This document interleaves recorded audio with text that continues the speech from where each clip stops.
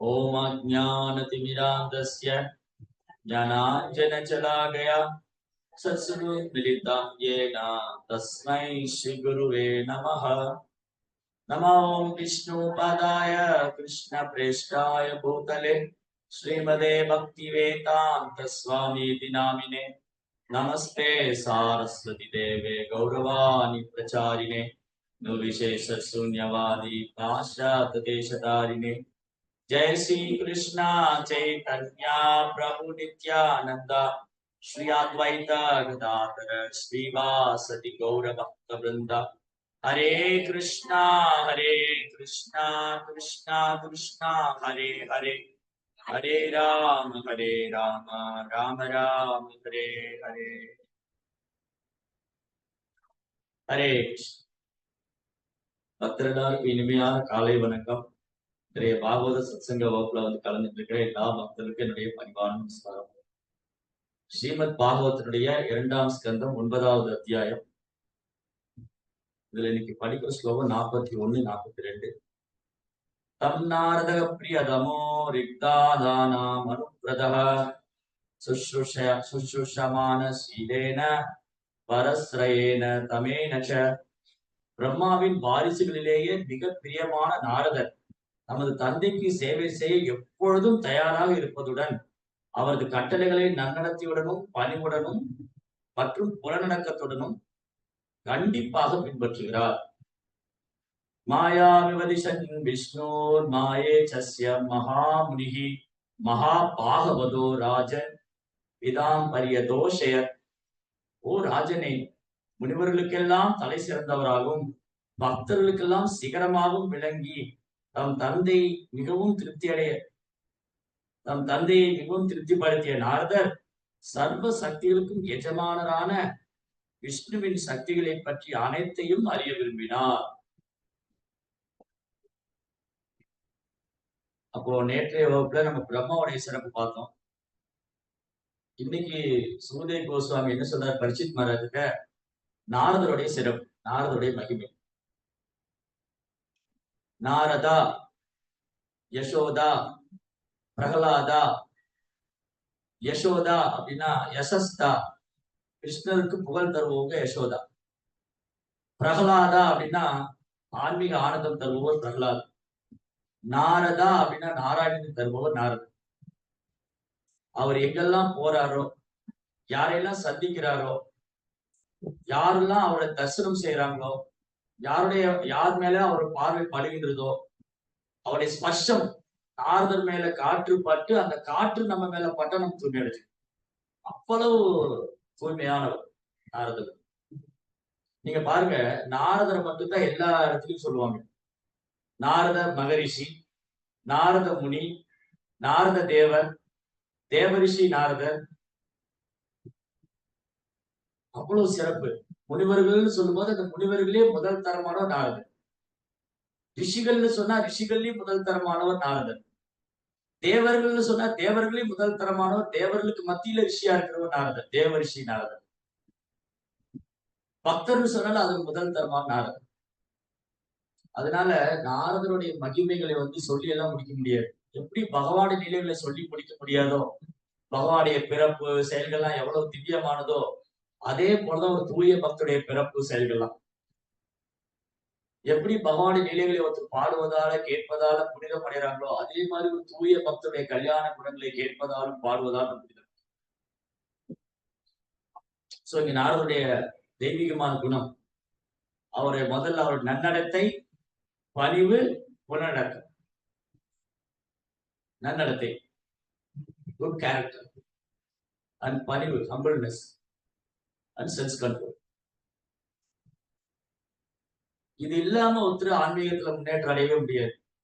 ஒருத்தர் நல்ல கேரக்டர், நல்ல குணம் இல்ல, அவர்கிட்ட பணிவு இல்ல, அவர்கிட்ட புலநடக்கம் இல்லைன்னா அவர் போலியான ஆன்மீகவாதி அடையாளம் செய்யும். இப்ப நம்ம பகவத்கீதையில பக்தி சாஸ்திரத்துல 3வது அத்தியாயம் படிச்சுட்டு இருக்கோம். வெறுமனே செயற்கையான துறவை கொண்டவங்க கிருஷ்ணர் போலியான துறவின்னு சொல்றாரு. இந்த குணங்கள்லாம் இல்லாம வெளி தோட்டத்துல ஒருத்தர் துறவியா இருக்காரு, உள்ளுக்குள்ள பௌதிக ஆசை இருக்கு அப்படின்னு சொன்னா கிருஷ்ணர் அவர் போலியான மனிதர் சொல்றாரு. அதுல பொருளுரையில புரோப்பா என்ன எழுதியிருக்காரு, அந்த மாதிரி போலி துறவிகளை காட்டும் ஒரு துப்புரவு பணியாளர் எவ்வளவு மேலானவர், ரைட்? சும்மா வெளி வேஷம் போறதை விட இன்னைக்கு பாத்தீங்கன்னா பெரும்பாலான மக்கள் இன்னைக்கு ஜட உலகத்துல பெரும்பாலான சாதுக்கள் வந்து உள்ளுக்குள்ள பௌதிக ஆசை, புலன்பு அனுபவிக்கணும், சொத்து சேர்க்கணும், அப்படி எல்லாம் ஆசிரம வாழ்க்கையில பெண்களை ஆசிரம வாழ்க்கையில சேர்த்துக்கிட்டு எவ்வளவு போலித்தனமான செயல்களை பண்ணிக்கிட்டு இருக்காங்க. ஆனா வெளியில வந்து தங்களை சாதுக்கள் மாதிரி காமிச்சுக்கிறாங்க. அப்படி இருக்கிறவங்க மத்தியில ஒரு தூய பக்தரை காண்பது மிக அரிதானது. அதான் நேற்று படிச்ச ஒரு தூய பக்தர். ஆயிரக்கணக்கான மக்கள் மத்தியில எவ்வளோ பேருக்கு மத்தியில ஒரு தூய பக்தரை நம்ம தரிசனம் பண்ணா அது நம்ம செஞ்ச பெரும் பாக்கியம். ஒரு தூய பக்தரை தரிசனம் செய்வதே பெரும் பாக்கியம் என்றால் அவரே நமக்கு குருவா கிடைச்சா அப்ப எவ்வளவு பெரிய பாக்கியம் பண்ணி நாம் பிறந்த பயனை அடைந்து விட்டோம்னு சொல்றோம்.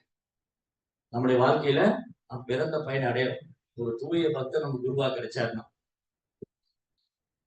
அப்படி இருக்கும்போது அவங்கள பாக்குறது, அவங்க ஸ்பர்ஷம் படுறது, அவங்களோட தரிசனம் கிடைக்கிறதுன்னு இவ்வளவு உயர்ந்தது மேலானதுன்னா அப்பேற்பட்ட ஒரு தூய பக்தர் எனக்கு ஆச்சாரி எனக்கு குருவா கிடைச்சிருக்காருன்னா நான் என்ன பாக்கியம் செஞ்சேன். அதனாலதான் காலையில பாடுறோம் குரு பூஜை அப்போ யோகியாதா விச்சாரே சுனகி பாய் குருதேவா, எனக்குன்னு எந்த ஒரு யோகியதையும் கிடையாது. என்னை அலசி ஆராய்ச்சி பார்த்துட்டேன். என்னை எவ்வளவு அலசி ஆராய்ச்சி பார்த்தாலும் எங்கிட்ட ஒரு யோகியதையும் கிடையாது. வெறுமனே உங்க கருணையை மட்டும் தான் நம்பி இருக்கு. யோகியாதா விச்சாரே கிச்சு நகிப்பாய், ஒரு யோகியதையும் கிடையாது. தொமார கருணாசாரா, உங்க கருணையை மட்டும் தான் நம்பி இருக்கேன். அப்படி ஒரு ஜீவாத்மாவுக்கு ஒரு தூய பக்தருடைய கருணை கிடைக்கலன்னு சொன்னா தவ கருணா ஒய்வே காட்டியா காட்டியா பிராணனராகி போவாரா, அவ்வளவுதான். ஒரு தூய பக்தருடைய கருணை நமக்கு கிடைக்கலன்னா எப்படி எப்படி ஃபீல் பண்ணணும், எந்த மாதிரி ஃபீல் பண்ணணும்னா செவுத்துல போய் தலையை முட்டி முட்டி இந்த உடம்பு மாச்சிக்கணும். ஏன்னா இந்த மனித வாழ்க்கையின் குறிக்கோளே வந்து ஒரு தூய பக்தரை சரஞ்சு பகவான் திருப்ப போறதும். அதனாலதான் நேற்று படிச்ச ரூப கோசாமியோட இன்ஸ்ட்ரக்ஷன் சைத்தன்ய மகாபிரபு ரூப கோசாமி சொல்லி கொடுத்து ரூப கோசாமியுடைய சைத்தன்யா பேசுனதுல முதல்ல என்ன சொன்னாரு, எமித்தே பிரம்மாண்டே பிரமித்தே குண பாக்கியவான் ஜீவா குரு கிருஷ்ண பிரசாதே பாய் பக்தி லதா பீஜா. குரு கிருஷ்ண பிரசாத், சில குழந்தைகளுக்கு எல்லாம் குரு பிரசாத் பேர் இருக்கும். குரு பிரசாத், கிருஷ்ண பிரசாத், ஹரி பிரசாத், விமல் பிரசாத். பிரசாத்னா கருணை, குருவுடைய கருணை, கிருஷ்ணருடைய கருணை, ஹரியோடைய கருணை. சோ நம்ம முழுக்க அவன் கருணையை நம்பி இருக்கணும். சோ இப்படி கிருஷ்ணா வந்து அனைத்து தெய்வீகமான குணத்தின் இருப்பிடம். பகவான் கிருஷ்ணர் வந்து அனைத்து தெய்வீகமான குணத்தின் இருப்பிடம்.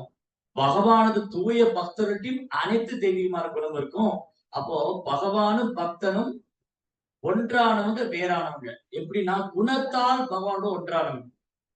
ஏகத்துவம் அனுபஷ்யதக ஈசோபனிஷத்துல வந்து இறைவனும் நாமளும் ஒண்ணு, இறைவனும் நாமளும் ஒண்ணுங்கிறத மாயாவாதிகள் எப்படி சித்தரிப்பாங்க அப்படின்னா, நான் இந்த உடலை விட்டு நான் இறைவனோட ஒண்ணாயிடுவேன். நான் வந்து இந்த உடல் எல்லாம் பிரம்மம், நான் வந்து இந்த உடல் எல்லாம் பிரம்மம், இறைவனும் பிரம்மம். அப்போ இந்த பிரம்மம் தான் பிரம்மன் உணர்ந்துச்சுன்னா, இந்த பிரம்மம் நான் பிரம்மன் உணர்ந்தாச்சுன்னா இந்த உடலை விட்டதும் இந்த பிரம்மம் அந்த பிரம்மம் ஒன்னாயிரும், அதுக்கப்புறம் வேற ஒண்ணும் இல்லை. இது மாயாவாதிகளுடைய ஸ்டேட், மாயாவாதிகளுடைய கூற்று. ஆனா ஒரு பக்தர், வைஷ்ணவ ஆச்சாரியர், தூய பக்தர் என்ன சொல்றாங்க, ஒருபோதும் இறைவன் நாம ஒன்றாக முடியாது. அப்படி ஒன்றாவது என்று சொன்னால் குணத்தால் ஒன்றாகும். பகவான்கிட்ட என்னென்ன தெய்வீகமான குணம் இருக்குமோ அதுல பக்தி தொண்டுல உயர உயர உயர உயர ஒரு தூய பக்தர்கிட்ட எல்லா தெய்வீகமான குணம் பார்க்கணும். பார்க்கலாம் பிரபுபாதர் கிட்ட, ராமானுஜாச்சாரியர் கிட்ட, அப்புறம் குருமார்கள் கிட்ட பார்க்கலாம். பகவான் இருக்கிற கருணை, அவர்கிட்ட இருக்கிற அன்பு, பகவான் எப்படி அன்பு செய்யறாரு, கருணை செய்யறாரு, அதெல்லாம் ஆன்மீக குருகிட்ட பார்க்கணும். ஆன்மீக குரு வந்து எந்த சீடர்கிட்டையும் வேறுபாடு பார்க்கறது இல்ல, எந்த ஜீவஜாலகிட்டையும் வேறுபாடு பார்க்கறது இல்ல. அவர் உத்தம அதிகாரி, அவர் எல்லா இடத்துலயும் கிருஷ்ணரை பாக்குறாரு. அந்த உத்தம அதிகாரியாக இருக்கக்கூடிய ஆன்மீக குரு பிரச்சாரத்துக்காக வேண்டி மத்தியம நிலைக்கு வராரு. ஆக்சுவலி உண்மையில சொல்ல போனா உத்தம அதிகாரினால பிரச்சாரம் பண்ண முடியாது. ஏன்னா ஒரு உத்தம அதிகாரி வந்து ஒரு தூய பக்தியில இருக்கக்கூடிய முதல் தரமான வைஷ்ணவர், அவர் பகவானுடைய ஸ்மரணத்துல மூழ்கி போயிட்டாரு அப்படின்னு சொன்னா அவரால் பிரச்சாரம் பண்ண முடியாது. அவருடைய கண்கள் எப்பவுமே கிருஷ்ண பிரேமையெல்லாம் நிறைந்திருக்கும். அவரால அவரால எதுவுமே செயற்கையான, அதாவது வெளிப்புறமான புற செயல்கள் எதுவும் அவரால் ஈடுபட முடியாது. ஆனா அதே சமயம் ஒரு தூய பக்தர் வந்து பகவானுடைய விருப்பத்தை அறிந்து கொண்டு கிருஷ்ணனுடைய பிரச்சாரம் செய்யறதுக்காக அவங்க உத்தம நிலையிலிருந்து இறங்கி வந்து பிரச்சாரம். மத்தியம அதிகாரி தான் பிரச்சாரம் பண்ண முடியும், உத்தம அதிகாரியால பிரச்சாரம் பண்ண முடியும். ஏன்னா உத்தம அதிகாரி வந்து தன்னை மறந்த நிலையில இருப்பார். ஆனா பிரபுபாதர், பக்தி சித்தாந்த சரஸ்வதி தாக்கூர், பக்தி சித்தாந்த சரஸ்வதி தாக்கூர் வந்து 3,00,000 நாம சொல்லிட்டு இருக்காரு அந்த அவங்க யோக பீட்ல. அப்படியே தன்னை உணர்ந்த, அது தன்னை மறந்த நிலையில சமாதி நிலையில இருக்க பக்தி சித்தாந்த மகாராஜ். மழை பெஞ்சு கூரையெல்லாம் அடிச்சுட்டு போயிடுச்சு, ஆசிரமம் எல்லாம் அடிச்சுட்டு போயிடுச்சு மழையில, கங்கையில வெள்ளம் வந்து. ஒரு கொடையை பிடிச்சிட்டு அது கீழே உட்காந்து சாண்டி பண்ணிட்டு இருப்பார். எவ்வளவு வைராக்கியம் இருக்கிறவங்க, எந்த அளவுக்கு அந்த நாமத்துல ருச்சி இருக்கணும், எந்த அளவுக்கு கிருஷ்ணன் மேல அவருக்கு அன்பு இருக்கு. கொஞ்சம் சாதம், கங்கா தீர்த்தம், கொஞ்சம் சால்ட் அதை போட்டு பஸ் சாப்பிடுவார், அவ்வளவுதான். இதுதான் பிரசாதம். அதுவும் சில நாள் கிடையாது. அப்புறம் பக்தி வினோத் தாக்கூருடைய மறைவுக்கு அப்புறம் இவர் இந்த மாதிரி தவம் பண்ணிட்டு இருந்தாரு. அப்போ வைஷ்ணவர்கள் எல்லாம் போய் அவர்கிட்ட ரெக்வஸ்ட் பண்ணாங்க, மகராஜ் நீங்க வந்து பிரச்சாரம் செய்யணும், நீங்க வந்து இந்த ஜட உலகத்துல ஒரு ஜீவன்கள்லாம் காப்பாற்றணும், தயவுசெய்து அவங்க தந்தை, அவருடைய தந்தை ஆச்சாரியருமான பக்தி வினோத் தாக்கூர் மறைந்ததுக்கு அப்புறம் வைணவர்கள்லாம், ஏன்னா வைணவர்களுக்கெல்லாம் வழிகாட்டியா இருந்தார் பக்தி வினோத் தாக்கூர். அவருடைய மறைவுக்கு அப்புறம் இந்த சம்பிரதாயத்தை வழிநடத்த வேண்டும், இன்னும் பிரச்சாரத்தை விரிவுபடுத்தணும், அவருடைய தந்தையாருடைய விருப்பத்தை பூர்த்தி செய்யணும். அப்போ ஏன்னா பக்தி வினோத் தாக்கூர் வேண்டின்றதே எனக்கு கிருஷ்ணனோட பிரச்சாரம் பண்றதுக்கு ஒரு குழந்தை வேணும் தான். அவருக்கு ஏற்கனவே 8-10 குழந்தைகள் இருந்தது. ஆனா பகவான்கிட்ட ஜெகநாத பிரார்த்தனை கூட இனி ஒரு குழந்தை கூட கொடுங்க, அது முழுக்க முழுக்க உங்களுடைய சேவைக்காக, உங்களுடைய நாமத்தை பிரச்சாரம் பண்றதுக்காக, உங்களுடைய பக்தி தொண்டை பரப்புவதற்காக. பக்தி சித்தாந்த தாக்கூர் வந்ததே அதுக்குதான். அதனால பக்தர்கள் எல்லாம் போய் வேண்டிக்கிட்டாங்க. அப்போ அவர் வந்து அந்த உன்னத நிலையிலிருந்து இறங்கி வந்து பிரச்சாரம் பண்ணார் பாருங்க. சோ பக்தி வினோத் தாக்கூர், பக்தி சித்தாந்த சரஸ்வதி தாக்கூர், இவங்க எல்லாம் வந்து பிரேமையில இருக்கிறவங்க. அந்த பிரேமைங்கிற இடத்துல இருந்து இறங்கி வந்தாதான் பிரச்சாரம் பண்ண முடியும். சோ நாரத முனி, நாரதர் எப்பவுமே அவருடைய கண்கள் வந்து பிரேமையில நிறைந்திருக்கும். அவருடைய கையில அந்த வீணையை வச்சுட்டு எப்பவுமே பகவான் புகழ் பாடிட்டே இருக்காரு. ஜெய ஜெய ராதா ரமண ஹரி போல், ஜெய ஜெய ராதா ரமண ஹரி போல். அவரு ராதா ரமனுடைய புகழ் பாடிட்டே இருக்காரு. அவர் எப்பவுமே கிருஷ்ண பிரேமையில இருக்கார். ஆக்சுவலி நாரத முனிவர் வந்து நாராயணா நாராயணான்னு சொல்லி நம்ம கேட்டிருக்கோம். எப்பவுமே நாரதர் வந்து நாராயணா சொல்லுவாரு. ஆக்சுவலி உண்மையில நாரதர் வந்து நம்முடைய சம்பிரதாயத்துல வருவார். அவர் எல்லா சம்பிரதாயத்திலையும் ஏத்துக்குவாங்க. ஆனா நம்ம சம்பிரதாயத்துடைய ஆச்சாரி, பூர்வாச்சாரியர் ஒருவர் கிருஷ்ணா, பிரம்மா, நாரதர். அப்படி இருக்கும்போது நாரதர் எப்படி வந்து நாராயண நாமத்தை போட்டு சொல்லுவார்? நாராயணர் வந்து ராதா கிருஷ்ணருடைய புகழ் பாடிட்டு இருக்காரு. அவர் வந்து கிருஷ்ண பிரேமத்துல இருக்க, மாதுரிய பாவம், கிருஷ்ண பிரேமம். அவர் வைகுண்டத்துல போகும்போது நாராயணனுடைய புகழ் பாரு. ஆனா எப்பவுமே ஒரு கோலோக பிருந்தாவனத்துல ராதா கிருஷ்ண லீலைகள்ல மூழ்கி இருக்க. சோ ஒருத்தருக்கு வந்து குழந்தைனா இப்படி இருக்கணும். ஒரு தந்தைக்கு குழந்தை எப்படி இருக்குன்னா பக்தி சித்தாந்த சரஸ்வதி தாக்கூர் போல, அப்புறம் ஒரு நாரத முனிவரை போல. சோ இதுதான் எக்ஸாம்பிள். கிருஷ்ணா வந்து சிறந்த உதாரணம் காண்கிற ஒரு தந்தை எப்படி இருக்கணும், ஒரு மகன் எப்படி இருக்கணும். மிகச்சிறந்த தந்தைக்கு உதாரணம் பக்தி வினோத் தாக்கூர். மிகச்சிறந்த தந்தைக்கு உதாரணம் கௌர் மோகன் தேவ். மிகச்சிறந்த தந்தைக்கு உதாரணம் பிரம்மதேவர். மிகச்சிறந்த மகனுக்கான உதாரணம் நாரதர். மிகச்சிறந்த மகனுக்கான உதாரணம் பிரபுபாதர், பக்தி வேதாந்த சுவாமி ஸ்ரீல பிரபுபாத். மிகச்சிறந்த மகனுக்கான உதாரணம் பக்தி சித்தாந்த சரஸ்வதி தாக்கூர். ஏன்னா இவங்களுக்கு கிடைச்சவங்க எல்லாருமே ஆச்சாரியர். நாரதருக்கு கிடைக்கப்பட்ட தந்தை ஆச்சாரியர் பிரம்மா. பிரபுபாருக்கு கிடைக்கப்பட்ட தந்தை வந்து ஒரு தூய வைஷ்ணவர். பக்தி சித்தாந்த சரஸ்வதி தாக்கூர் கிடைத்த தந்தை வந்து ஒரு பெரிய ஆச்சாரியர், பக்தி வினோத் தாக்கூர். அதனால ஒரு சிறந்த வழி. பிரபுபாதர் கூட அவர் உபன்யாசங்களை ரொம்ப பணிவா சொல்லுவார். அவர் என்ன சொல்லுவாரு, இந்த பகவத்கீதையில பொருளுரை எழுதும் போது அந்த அர்ஜுனன் வந்து ஒரு கேள்வி கேட்பார் கிருஷ்ணர்கிட்ட. ஒரு ஆன்மீகி வந்து, ஒரு ஆன்மீகவாதி, ஒரு ஒரு ஒரு சாதகன் ஆன்மீக விஷயத்தை பயிற்சி பண்ணும்போது அது வந்து விலகி போயிட்டா அவன் நிலைமை என்ன ஆகும், பக்தி தொண்டு அல்லது யோகத்தை பயிற்சி பண்ணக்கூடிய ஒருவர் அந்த யோகத்தை விட்டு விலகிட்டா அவருடைய நிலைமை என்ன? அதெல்லாம் வந்து சிதறிய மேகம் மாதிரி ஆயிடாதா? இப்போ வந்து மழை வர்றதுக்கு அப்படியே ஒரு மேகம் எல்லாம் திரண்டு வந்துச்சு. திடீர்னு பார்த்தா மேகம் எல்லாம் கலைஞ்சு போச்சு, மழை பெய்யவே இல்லை. அப்ப அது வீணா போச்சு. அந்த மேகம் திரண்டதும் பிரயோஜனம் இல்ல, மழையும் கிடைக்கல. அந்த மாதிரி ஒரு ஆன்மீகவாதி செய்த செயல்கள் வீணா போயிடாதா? கிருஷ்ணர் சொல்றாரு, நோ, இல்ல அர்ஜுனா, என்னைக்குமே வீண் போகாது. யார் ஒருத்தர் வந்து கிருஷ்ண பக்தி கிருஷ்ணரோட முயற்சி பண்றாங்களோ, ஆன்மீக விஷயங்களை பயிற்சி பண்றாங்களோ, அவங்களுடைய முயற்சி என்னைக்கும் வீண் போகாது. அப்புறம் கிருஷ்ணர் வந்து ரெண்டா டிவைட் பண்ணி சொல்றாரு, ரெண்டா வகுத்து சொல்றாரு. ஒன்று வந்து குறுகிய காலம் பயிற்சி பண்ணவங்க, குறுகிய காலம் பயிற்சி பண்ணி விட்டுட்டு போனவங்க, அப்புறம் நீண்ட காலம் பயிற்சி பண்ணி விட்டுட்டு போனவங்க. இந்த குறுகிய காலம் பயிற்சி பண்ணி ஆன்மீக பாதையில குறுகிய காலம் வந்து விட்டுட்டு போனவங்க ஒரு செல்வந்தர் குடும்பத்திலோ இல்ல அந்தர குடும்பத்திலோ பிறந்து திரும்பி பக்தி தொண்ட பயிற்சி பண்ணுவாங்க. நீண்ட கால பயிற்சிக்கு அப்புறம் விட்டுட்டு போனவங்க அவங்களோட பிறப்பு அரிதானது என்னன்னா ஒரு ஆகச்சிறந்த ஒரு வைஷ்ணவ குடும்பத்துல பிறப்பாங்க. நீண்ட கால பயிற்சிக்கு அப்புறம் உதாரணத்துக்கு ஒரு 90% கிருஷ்ண உணர்வு பயிற்சி பண்ணாரு, அப்புறம் விட்டுட்டாரு. அது ஒரு 10% பாக்கி. அப்பேற்பட்ட ஆத்மாவை எங்க எங்க உடைய கிருஷ்ணர் இருப்பாருன்னா ஒரு ஆகச்சிறந்த ஒரு வைஷ்ணவ குடும்பத்துல பிறக்க வைப்பார். அந்த பிறப்பே வந்து புகழுக்குரியது. அதனால புரோபாத் பணிவா எழுதுறாரு, அந்த மாதிரி ஒரு வாய்ப்பு எனக்கும் என்னுடைய குருமராஜு கிடைச்சது. என்னுடைய தந்தையார் வந்து ஒரு வைஷ்ணவர், என் குருமராஜனுடைய வைஷ்ணவ தந்தையார் ஒரு பெரிய ஆச்சாரியர். அந்த மாதிரி ஒரு பாக்கியம் நாங்க பெற்றிருந்தோம்னு எழுதுறேன். சோ அந்த பிறப்பு எவ்வளவு மங்களமானதுன்னு எழுதுறேன். அதனால இந்த வைஷ்ணவ குடும்பத்துல பிறக்கிறது பெரும் பாக்கியம். நமக்கு வேல்யூ தெரியல. ஆக்சுவலி உண்மையில எல்லாத்துக்கும் ஒரு மதிப்பு இருக்கு. நமக்கு அந்த மதிப்பு தெரியல. ஒரு அப்பா வைஷ்ணவரா இருந்தா அவருடைய மதிப்பு என்ன? ஒரு அப்பா நார்மலா ஜென்ரலா பொதுவாவே தர்மத்தின் படி பார்த்தா அப்பாவுடைய வார்த்தையை மதிக்கணும், அவருக்கு சேவை பண்ணணும், அவர்கிட்ட அடக்கமா இருக்கணும். இது ஜென்ரல் பொதுவான நீதி, பொது தர்மம், பொதுவான நீதி, பொதுவான நீதி, பொதுவான தர்மம் என்னன்னா மகன் வந்து தந்தை கீழ் படிச்சிருக்கணும். தந்தை சொல் வந்து தந்தை சொல்மிக்க மந்திரம் இல்லை. இப்படிதான் இருக்கு. இதுதான் பொதுவான நீதி. இந்த தர்மத்தை தான் ராமர் ஃபாலோ பண்ணாரு.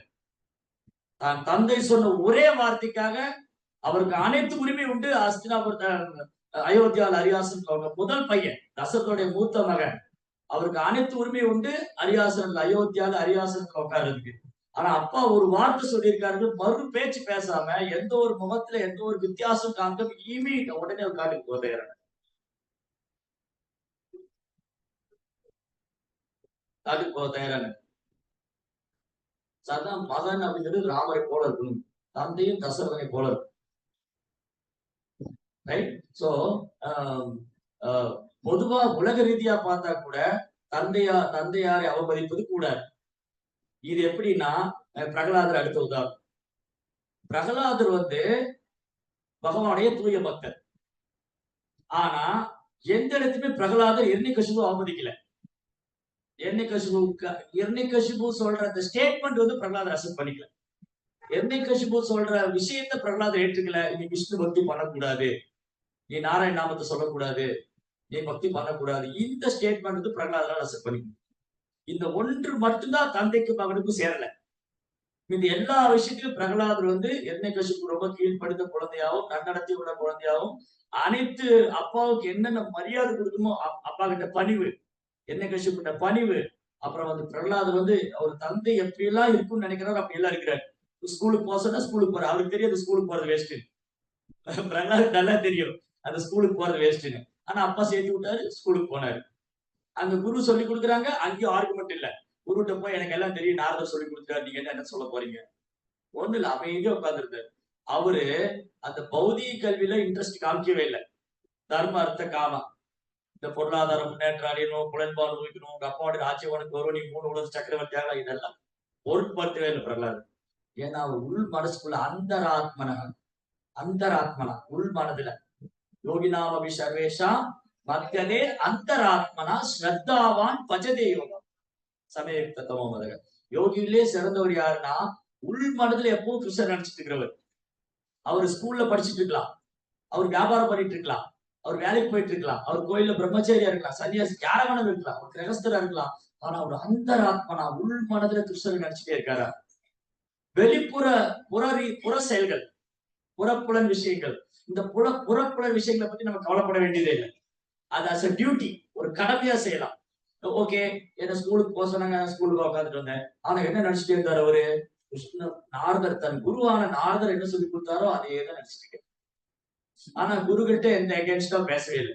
குரு கிட்ட வந்து உங்களுக்கு என்ன தெரியும், நான் கருவுல இருக்கும் போதே நாரதத்தை எல்லாம் கத்துக்கிட்டேன் அப்படிங்கிற கர்வமே இல்லை பிரபலர். இல்லையா? நம்ம பாகவதத்திலயும் சரி, நரசிங்க புராணம் எங்கேயுமே படிச்சது இல்ல. பிரகலாதர் வந்து தன் குரு கிட்ட வந்து வாதம் செஞ்சாரு. பிரகலாதர் வந்து தன் தந்தையார்ட்ட வாதம் செஞ்சாரு. நோ, இல்ல, ரொம்ப பணிவா இருந்தார். ஓகே, நீங்க என்ன வேணாலும் சொல்லிக்கங்க, நான் எல்லாத்தையும் தலையாட்டிக்கிறேன். ஆனா உள்ளுக்குள்ள என் குரு நாரதர் சொன்னதான் நான் செய்வேன். ஹரே கிருஷ்ண, ஹரே கிருஷ்ண. என் குரு நாரதர் சொன்னதை மட்டும் தான் நான் செய்வேன். சோ குருகுலத்துல போனாரு, அங்க ஒண்ணும் பேசல. பேசாம அவங்க சொல்றது இந்த காதுல வாங்கி அந்த காதுல விட்டாரு. என்ன பண்ணாரு? நாரதர் என்ன சொல்லி கொடுத்தாரோ அதை மட்டும் தான் மெடிடேட் பண்றாரு. அதே மாதிரி அப்பா கிட்ட வந்தாரு, அவர் சொல்றதெல்லாம் கேட்டுக்கிட்டாரு. ஆனா இந்த ஒரு விஷயத்தை ஒத்துக்க மாட்டேன். நோ, நீ ஹரிபக்தி ஏன் பண்றேன்னா, ஹரிபக்தி எப்படி விட முடியும்னு கேட்டாரு. அது என்னுடைய என்னால ஹரிபக்தி விட முடியாதுன்னு. எப்படி முடியும்? ஒரு ஜீவனால எப்படி விஷ்ணுவுக்கு சேவை பண்ணாம இருக்க முடியும்? அவர்தான் இலக்கு. நதே புது ஸ்வார்த்த கதிகி விஷ்ணு. விஷ்ணுவோட ஒரு இலக்கு கிடையாது. ஆனா உங்களுக்கு தெரியல. யாருக்கு தெரியல? அறியாமல் இருக்கிறவங்க தெரியல. துராசியாகி பகிரத்தமானினா. இந்த ஜடப்புலன் ரீதியில கவரப்பட்டவங்க, மாயினால கவரப்பட்டவங்க தெரியல. ஹரிதான் நம் இலக்கு. அவர்தான் சுவார்த்த கதி. சுவார்த்த கதி நம்ம இலக்கு அவர்தான். நம்முடைய இறுதி லட்சியம். அது பிரகலாத் சொல்றாரு. சோ பிரகலாதர் வந்து அப்ப கூட ரொம்ப ஹம்பிளா தான் சொல்றாரு அப்பா கிட்ட. நீங்க வந்து இப்படி சொல்றீங்க, ஆனா இதுதான் சாஸ்திரம் சொல்லுது, இதுதான் குருநாதர் சொல்லி கொடுத்திருக்காரு. 9 நான் பக்தி தொண்டு பண்ணி பகவானை திருப்திப்படுத்தணும், இதுதான் என் குரு நான் கேட்டிருக்கேன். ரொம்ப ஹம்பிளா சொல்றாரு, ரொம்ப பணிவா சொல்றாரு. ஹிரண்யகசிபுடைய பொய்யாங்காரம் ஏற்க மறுக்குது. ஹிரண்யகசிபுடைய பொய்யாங்காரம். அதனால சில வேளை நம்ம குடும்பத்துல அப்பா வந்து கிருஷ்ண பக்தரா இல்லாம இருக்கலாம்.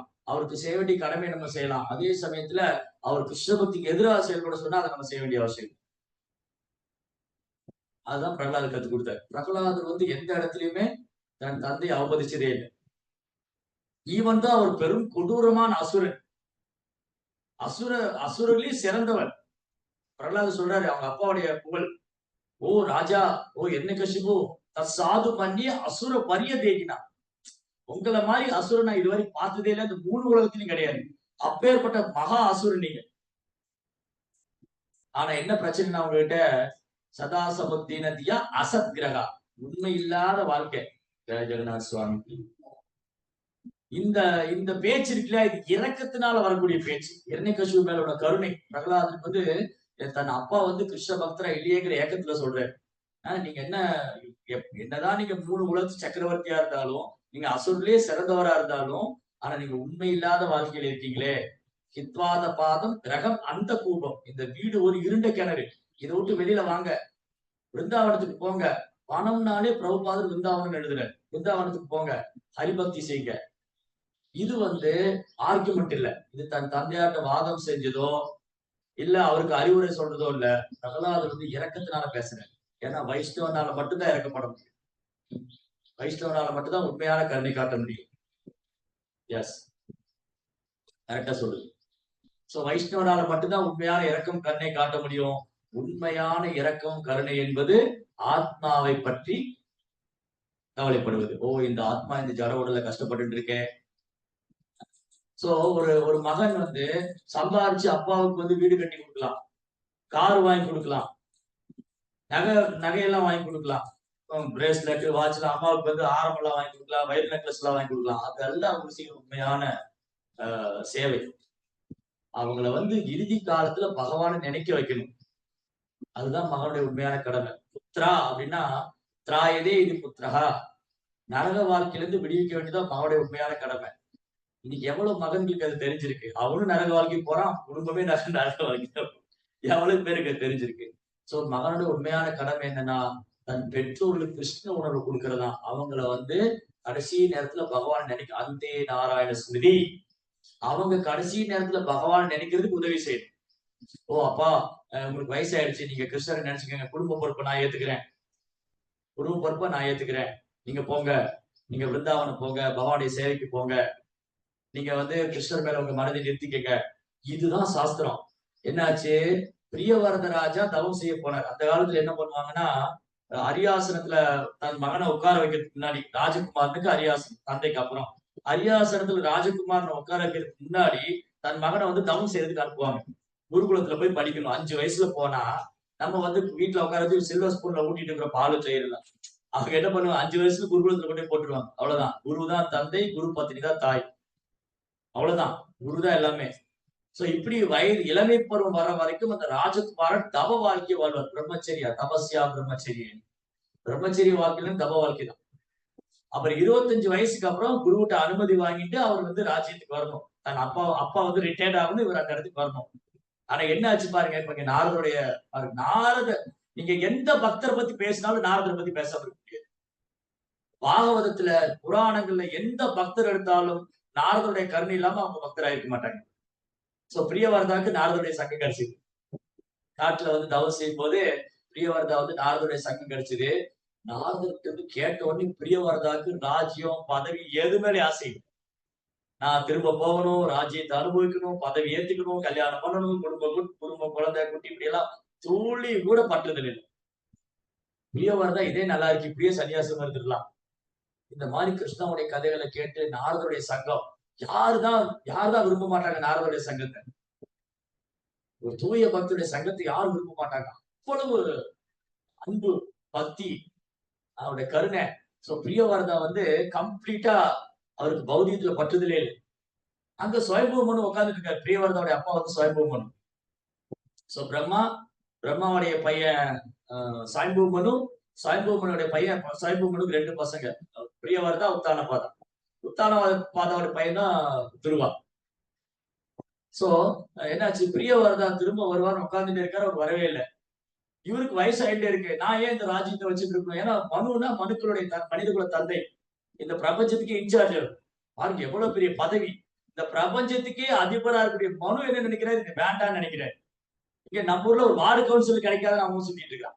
ஒரு வார்டு கவுன்சில் பதவி கிடைச்சிடாதா, ஒரு எம்பி கிடைச்சிடாதா, ஒரு எம்எல்ஏ கிடைச்சிடாதா, அலையறாங்க. பதவிக்கும் பேருக்கும் புகழுக்கும் அலையறாங்க. இதான் மாயையில இருக்கிறோம். மாயை. சோ பிரியவர்தாவுடைய தந்தை சுயம்புமனு, அவர் பிரம்மாவுடைய பையன். பாருங்க, பிரம்மாவுக்கு நிறைய பசங்க இருக்காங்க. சுயம்புமனு பிரம்மாவுடைய பையன் தான். நாரதரும் பிரம்மாவுடைய பையன் தான். ஏன் நாரதருக்கு சிறந்தவர்? நாரதருக்கு துளி கூட அட்டாச்மெண்ட் கிடையாது. சுயம்புமனுக்கு அட்டாச்மெண்ட் இல்ல. பட் அவர் வந்து இல்லற வாழ்க்கையில இருக்காரு, அவர் குடும்பம் இருக்கு, அவர் அந்த ராஜ்யம் பார்த்துட்டு இருக்காரு, என்ன பண்றாரு. பட் ஸ்டில் அதுல இருந்து ஒரு படி மேல நாரதர். பிரம்மாவுடைய நிறைய பசங்களை பத்தி இங்க சொல்லியிருக்கு. தக்ஷ பிரஜாபதி, நிறைய பிரஜாபதிகள்லாம் பிரம்மாட்ட இருந்து வராங்க. அப்புறம் வந்து இங்க வந்து இன்னும் நிறைய லிஸ்டே கொடுத்திருக்காரு பிரபார். 4 குமாரர்கள், 4 குமாரர்கள், சுயம்பு மனு, அப்புறம் வியாசதேவர், என்ன தக்ஷ பிரஜாபதி. அப்ப பிரபா வந்து அது அவங்களுக்குள்ள வித்தியாசத்தை காமிக்கிறேன். தக்ஷ பிரஜாபதிக்கு என்னன்னா, யாகங்கள் செய்து பலநோக்கு கர்மத்தில் ஈடுபடணும். கர்ம காண்டம் பண்ற. அந்த கர்ம காண்டத்தை விட உயர்ந்தது ஞான காண்டம். இது 4 குமாரர்களும் ஞான மார்க்கத்தை பின்பற்றினாங்க. அதுக்கப்புறம் தான் ஒரு சிறந்த பக்தர்களானாங்க, தூய பக்தரானாங்க. பட் ஆனா நாரதர் வந்து டைரக்டாவே பக்தி தொண்டு பண்றாரு. அவர் கர்ம காண்டத்துல இன்ட்ரெஸ்ட் கிடையாது, ஞான மார்க்கத்துல இன்ட்ரெஸ்ட் கிடையாது. அவர் முழுக்க தூய பக்தி தொண்டுதான். சோ சாயம்பூமனு காத்துட்டு இருக்காரு, தன் பையன் திரும்ப வருவான், ராஜ்யத்துக்கு கொடுத்துட்டு போயிடலான்னு. அவர் வரவே இல்லை. நாரதருடைய பிரச்சாரத்துல அவரு ஃபுல் டைமா முழு நேரம் கிருஷ்ணரே நடிச்சிட்டு இருக்காரு. என்ன பண்றது, இப்ப எப்படி போய் சொல்றது, யார் அவரை கூட்டிட்டு வர்றது? இவர் நேரா பிரம்மாட்ட போனார். தன்னுடைய தந்தையும் ஆச்சாரியருமான பிரம்மாட்ட போனாரு. சுயம்பூமனு பிரம்மாட்ட போய் சொன்னாரு, நான் ரிட்டையர்ட் ஆகணும், எனக்கு வயசாயிடுச்சு, என் பையன் வந்து இந்த பிரபஞ்சத்தை ஆளக்கூடிய பொறுப்பு ஏத்துக்கணும். ஆனா அவர் வந்து நாரதருடைய சொல் பேச்சு கேட்டு அவர் வந்து துறவி ஆயிட்டாரு, எப்படியாவது அவரை திரும்ப கூட்டிட்டு வரணும். பாருங்க, இன்னைக்கு வந்து சாகர வரைக்கும் அந்த முதலமைச்சர் சேர்ல உட்காந்து செத்து போயிருக்கும். அதுக்கப்புறம் அவன் பையன் உட்காந்து செத்து போகணும். இப்படியே தான் நினைக்கிறேன். இதுதான் வந்து அறியாமை. அறியாமை. பூஜா லாப பிரதிஷ்டா. எல்லாரும் என்ன வழிபடணும், எல்லாரும் எனக்கு மரியாதை செலுத்தணும், எனக்கு பதவி கிடைக்கணும், இதெல்லாம் மோகம். சரி, என்ன ஆயிடுச்சு, நாரதர் வந்து பேசிட்டு இருக்காரு பிரியவர்தா கூட. இப்ப சுயம்பு மனு பிரம்மாவும் வராங்க. இந்த சாய்பூமனும் பிரம்மா வந்து நாரதருக்கு குரு, அப்ப பிரியவர்தாவுக்கு பரம் குரு. இப்ப பிரம்மா வந்து சொன்னா 2 பேரும் தட்டி கழிக்க முடியாது. அவர் சுயம்புமனு ரொம்ப இன்டெலிஜென்ட். சாய்பூமனு ரொம்ப புத்திசாலி. நான் போய் சொன்னா ஒருவேளை பையன் வரமாட்டான், அப்பா வரமாட்டான் எப்படி எடுத்துக்கிறீங்களா? நாரதர் வந்து ஓகே நான் என்ன பண்றது, வந்தா கூட்டிட்டு போங்கன்னு சொல்லலாம் இல்லையா? நாரதர் என்ன சொல்லலாம், ஓகே நான் எனக்கு ஒண்ணும் இல்ல, உங்க பையன் வந்தா கூட்டிட்டு போங்க, நான் ஜஸ்ட் கிருஷ்ண பக்தி பத்தி சொல்லி கொடுத்துருக்கேன் அவ்வளவுதான். இப்படி 2 பேரும் தட்டி கழிச்சிடலாம். ஆனா பிரம்மரே வந்து சொல்லும்போது 2 பேரும் தட்டி கழிக்க முடியாது. பாருங்க அவர் ரொம்ப இன்டெலிஜென்ட். அவர் எப்படி ரினோன்சியேஷன், அவர் தியாகம் பண்ணணும். இந்த இந்த இந்த பதவியை துறக்கணுங்கிறதுல அவரு ஆர்வமா இருக்காரு. பதவியை எடுத்துக்கொள்ள கூடாதுன்னு இவரு ஆர்வமா இருக்காரு. இதுதான் சிறந்த மகனுக்கும் தந்தைக்கான அடையாளம். உதாரணம், பதவி வேண்டாம் விட்டுட்டு போயிடணும்னு சுயம்பூமனு காத்துட்டு இருக்காரு. எப்படா துறப்புன்னு. இது வேண்டே வேண்டாம்னு எனக்கு கூப்பிட்டு கொடுத்தாலும் வேண்டாம்னு அவரு உட்கார்ந்துட்டு இருக்காரு. பிரம்மா வந்து சொன்னாரு, பிரியவர்தா உன் அப்பா வந்து பகவான்கிட்ட போகணும், அவர் பகவானை தியானம் பண்ணணும், அவருக்கு ஏஜ் ஆயிடுச்சு, நீ தான் அந்த ரெஸ்பான்சிபிலிட்டி எடுத்துக்கணும். இதுல பரீட்சித்துக்கு ஒரு கேள்வி வந்துருது. இது ரொம்ப அழகா வருது 5வது ஸ்கந்தத்துல பாகவத்துல வரும். பரீட்சித் மகாராஜுக்கு என்ன கேள்வினா, அது எப்படி ஒரு பௌதீகவாதினால கிருஷ்ண உணர்வுல முன்னேற்றம் அடைய முடியாது? ஒரு பௌதீகவாதி கிருஷ்ண உணர்வுல ஆர்வம் வராது. கிருஷ்ண உணர்வுல முழுமையா லயிச்சு போனவங்க பௌதீகத்தை விரும்ப மாட்டாங்க. ஆனா பிரியவர்தா என்ன பண்ணாரு, பௌதீக வாழ்க்கையில இருந்து கிருஷ்ண உணர்வுல பக்குவம் அடைஞ்சு திரும்பி பௌதீக வாழ்க்கைக்கு போயிட்டு திரும்பி கிருஷ்ண உணர்வுக்கு வராரு.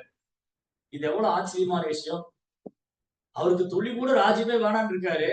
ஆனா பிரம்மா வந்து சொன்னோடனே ராஜ்யத்தை ஏத்துக்கிட்டாரு. திரும்பி அதை விட்டுட்டு போயிட்டாரு. அப்ப அவருக்கு அட்டாச்மெண்ட் டெவலப் ஆகல பாருங்க. அட்டாச்மெண்ட் டெவலப்மெண்ட் ஆகல. ஏன்னா தூய பக்தருடைய சங்கம். ஒரு தூய பக்தர் நமக்கு குருவா கிடைச்சு அவருடைய கட்டளையை நாம் சிறமேற்கொண்டு செய்வோமே ஆனால் நமக்கு பௌதிகத்துல அட்டாச்மெண்டே வராது. நமக்கு அட்டாச்மெண்ட் குரு மேல அதிகரிச்சா, குரு மேல நமக்கு அட்டாச்மெண்ட் இருக்கு பக்கத்துல. என்ன சொல்லிருக்கீங்க? நாரதருடைய எக்ஸாம்பிள். சோ நாரத முனி தன் குரு இடத்துல, தன் தந்தையும் குருவுமான பிரம்மா இடத்துல அவரது கட்டளைகள், பிரம்மா எனக்கு என்ன கட்டளை கொடுக்குறாரோ அதை நான் செய்வேன். எப்படி நல்ல ஒழுக்கத்தோட பணிவா என் குழந்தைலாம் கட்டுப்படுத்தி பிரம்மா எனக்கு என்ன சொல்றாரோ அதை நான் செய்வேன். ஏன்னா அவர் என்னோட ஆச்சாரியர். அப்ப எப்படி குருவை திருப்திப்படுத்துறாரு பாரு. எப்படி குருவை திருப்திப்படுத்துறாரு. சோ இங்க 2 விஷயம் இருக்கு. என்னது? மகாமுனி மகாபாகவதா. இந்த மகாபாகவதாங்கிற வார்த்தை பரிட்சித்துக்கு பொருந்தும். பரிட்சித்தும் மகாபாகவதா. அவர் ராஜ்யத்தை துச்சமா தூக்கி போட்டு வந்தார். 7 நாள் தான் இருக்கு பூரா எனக்கு என்ன ராஜ்யம் தூக்கி போட்டேன். இதெல்லாம் சீர பரம்பரையில வரனாலும் சாத்தியம். தூய பக்தருடைய சங்கத்துல பரீட்சித்துடைய பிறப்பு மங்களமானது. ஏன்னா அவருடைய தாத்தா, அவருடைய அப்பா எல்லாரும் வைஷ்ணவர். பாண்டவருடைய வம்சத்துல வந்ததுனால பரீட்சித் மகாராஜுடைய பிறப்பும் புகழுக்குரியது. ஏன்னா அவருக்கு அட்டாச்மெண்டே இல்ல. தூக்கி போட்டார். உலகத்துக்கே சக்கரவர்த்தியா இருக்கு. தூக்கி போட்டார். நம்ம ஒரு சின்னதா ஒரு வீடு, ஒரு சோப்டாப்ப மாதிரி ஒரு காரு, ஒரு 2 வீலர் வச்சுட்டு அது மேல அட்டாச்மெண்ட். யாரா உரசிட்டாங்களா, கூடு போட்டாங்களா இல்லையா? அவர் தூக்கி போட்டாரு ராஜ்யத்தையே. இப்படி வரலாற்றுல எவ்வளவு உதாரணம் இருக்கு. அப்படியே தங்க தேர்ல போயிட்டு இருந்தாரு.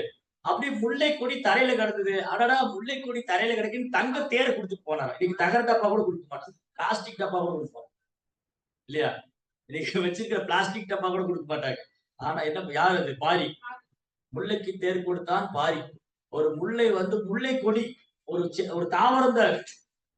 நம்மளா இருந்தா என்ன கூட்டு வைக்கலாம்னு யோசிச்சுட்டு அந்த அந்த கொடியை பறிச்சுட்டு போய் இது கூட்டு வைக்கலாமா, பொரியல் பண்ணலாமா, துவையல் பண்ணலாமா?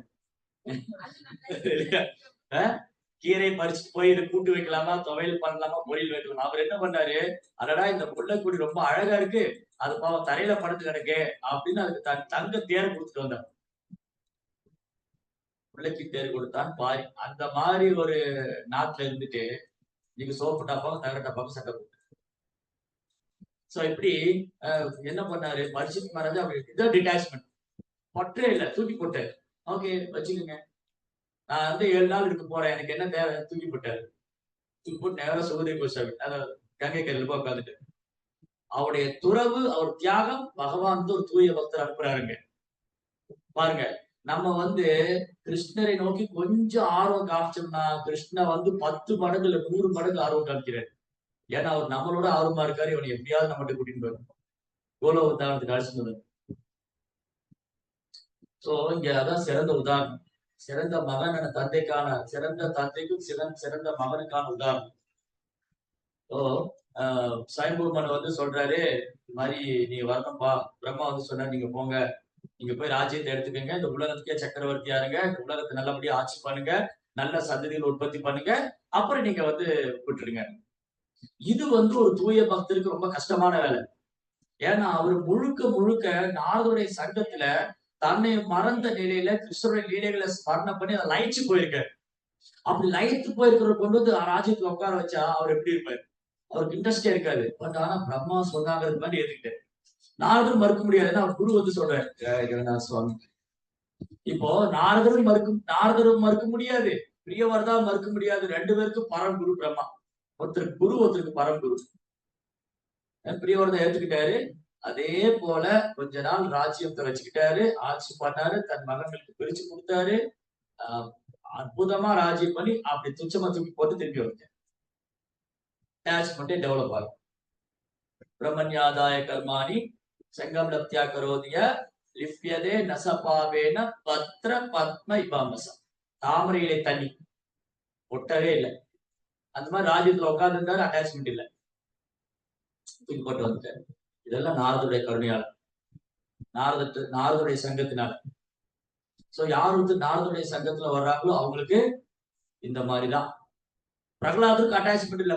நரசிங்கதேவர் சொல்றாரு, பிரகலாதா உன்னை மூணு உலகத்துக்கு உன்னை சக்கரவர்த்தி ஆக்குறேன்னு. உன் அப்பா எண்ணெய் நரசிம்மர் வதம் பண்ணிட்டு பிரகலாத அரியாசத்துல உட்கார வச்சா பிரகலாத எனக்கு வேண்டாங்கிறேன். அவர் பௌதியத்தை பார்த்தா எனக்கு பயமா இருக்கிறேன், வேண்டாங்கிறேன். மாயா தேவையில்லை. இல்ல பிரகலாதா. சோ பிரகலாதர பகவான் இந்த உலகத்துக்கு அழிச்சதே நமக்கு எல்லாம் ஒரு முன்னோடியா இருக்குங்கிறதுக்காக தான். இந்த மாதிரி தூய பக்தர்களை பகவான் இந்த உலகத்துக்கு அனுப்புறதே நமக்கெல்லாம் முன்னோடியா இருக்குங்கிறது தான். எது கூட ரொம்ப கோசாமி பத்தி பேசிட்டு இருந்தோம். பெரிய பெரிய ஜமீன்தார்களா வந்து அவங்ககிட்ட கைகட்டி நிற்பாங்க. அவங்க அந்த செல்வத்தை எல்லாம் தூக்கி போட்டு வந்தாங்க. சீனிவாசாச்சாரிய பாரு, தத்வா தூ நம சேசு மண்டல பதி சனி துச்சவா கோபீன கந்தா, ஒரு கோமனத்தை மட்டும் கட்டிக்கிட்டு வந்துட்டாங்க, எல்லாம் தூக்கி போட்டு வந்துட்டாங்க. எவ்வளவு ஒரு வைராக்கியம் இருந்தா இந்த ஜட உலகத்து மேல எப்படி ஒரு ஜட உலகத்தை வந்து ஒரு சாக்கடையா பார்க்க, என்னடா இந்த ஜட உலக வாழ்க்கை, தூக்கி போட்டாங்க கோஸ்வாமி. ரைட். சோ ரூப கோஸ்வாமியுடைய வாழ்க்கை அவ்வளவு அற்புதமானது. அந்த மாதிரி தூய பக்தருக்கு தான் பகவானே தன்னை வெளிப்படுத்துறாரு. 5000 வருஷத்துக்கு முன்னாடி ராதா கோவிந்த தேவர், இன்னைக்கு பிருந்தாவன்ல போன அந்த கோயிலுக்கு ரொம்ப அழகா இருக்கு. ராதா கோவிந்த தேவர் 7 அடுக்கு மாடி, 7 ஸ்டார்கேஸ், 7 அடுக்கு கோபுரம். அவுரங்கசீப் வந்து அவர் அரண்மனையில் மொட்டை மாடியில நின்றுட்டு இருக்காங்க. அவங்க மனைவி சொல்றா, அந்த பாத்திமா பீவி, ஓ பிரபு பாருங்க அந்த கோயில் எவ்வளவு அழகா இருக்கு, எவ்வளவு பெரிய, நம்ம அரண்மனை விட உயரமா இருக்கேன். அவனுக்கு பொறாம வந்துருச்சு. அது எப்படி என் அரண்மனையோட உயரமா இருக்கலாம்? போய் எல்லாத்தையும் உடைச்சிட்டான். 6 அடுக்கு உடைச்சு இப்ப 1 அடுக்குதான் இருக்கு. அது அற்புதமான கோயில். 5000 வருஷத்துக்கு முன்னாடி கிருஷ்ணருடைய கொள்ளு பேர வஜ்ரநாபர் கட்டினார். எண்ணற்ற விக்கிரகங்கள் விருந்தாவனத்துல. பகவான் கிருஷ்ணர் மறைந்த உடனே அவருடைய நினைவாக நிறைய விக்கிரகங்களை வந்து பிரதிஷ்டை பண்ணார் வஜ்ரநாபர். அதுல ஒரு விக்கிரகம் தான் ராதா கோவிந்த தேவர். இதுக்கப்புறம் கொஞ்ச காலத்துக்கு அப்புறம் அந்த விக்கிரகங்கள்லாம் மறைச்சு போயிடுச்சு. முகலாயர் படையெடுக்கும் போது பிராமணர்கள்லாம் வந்து விக்கிரகத்தை ஒழிச்சு வச்சுட்டு வைஷ்ணவர்லாம் உயிருக்கு பயந்து ஓடிட்டாங்க. நிறைய விக்கிரகங்கள் வந்து ஜெய்ப்பூருக்கு போயிடுது. அங்க ராஜாவுடைய அரண்மனையில ராஜா ரொம்ப ஸ்ட்ராங்கா இருந்ததுனால அந்த விக்கிரகத்தை வந்து தொந்தரவு. இதுக்கு முன்னாடியே அந்த விக்கிரகம் எங்க இருக்குன்னு யாருக்கும் தெரியாது. முகலாயர்கள் வந்து அடிக்கடி இந்தியா மேல படையெடுத்து வந்தாங்க. கஜினி முகமது, கோரி முகமது, அவுரங்கசீப் இந்த மாதிரி வந்துட்டே இருந்தாங்க. அவ பூரா கோயில உடைக்கிறது, விக்கிரகங்களை இது பண்றது, இதுதான் அவங்க வேலை. அங்க இருக்கிற நகைகளை எடுத்துட்டு போயிடுறது, விக்கிரகங்களை எடுத்துட்டு போயிடுறது. அப்போ இந்த கோவிந்த தேவர் எங்க இருக்காருன்னு தெரியல. சைதன்ய மகாபிரபு வந்து நேற்று பேசிட்டு இருந்தோம். சைதன்ய மகாபிரபு ரூப கோஸ்வாமிக்கு உபதேசம் பண்ணிட்டு இதெல்லாம் விவரமா எழுதுங்க அப்படின்னு சொல்லி நீங்க விருந்தாவன்ல போயிருங்க. ஆக்சுவலி உண்மையில சைதன்ய மகாபிரபு என்ன ஆசை இருந்ததுன்னா அவரு விருந்தாவனம் போகணும்னு நினைச்சிட்டு இருக்காரு. அவர் சன்னியாசம் எடுத்ததுமே விருந்தாவனம் போகணும். அவரு சைதன்ய மகாபிரபு சன்னியாசம் எடுத்துட்டதுமே அவர் மனசு வந்து காற்றை விட வேகமா போதா விருந்தாவனத்துக்கு ஓடுறாரு. பிருந்தாவனம் எங்க இருக்கு, யமுனா எங்க, கிருஷ்ணர் எங்க, ராதாராணி எங்க, கோபிகள் எங்க, ஓடுறாரு. அப்போ வானத்திலிருந்து ஒரு அசிரி, ஓ மகாபிரபு இப்ப நீங்க விருந்தாவனம் போக வேண்டாம், உங்க அவதார நோக்கம் அதல்ல. நீங்க வந்து ரொம்ப கருணையே வாய்ந்த அவதாரம். நீங்க எண்ணற்ற ஜீவன்களுக்கு கிருஷ்ண பிரேமம் கொடுக்கறதுக்காக வந்திருக்கீங்க. அதனால இப்ப நீங்க விருந்தாவனம் போக வேண்டாம். தயவுசெய்து நீங்க திரும்ப நவதீபத்துக்கே போங்க. அப்படின்னு அசிரி கேட்க தேவர்கள்லாம் பிரார்த்தனை செய்யறாங்க மகாபிரபு. மகாபிரபு பிருந்தாவனம் போறதை கைவிட்டார்.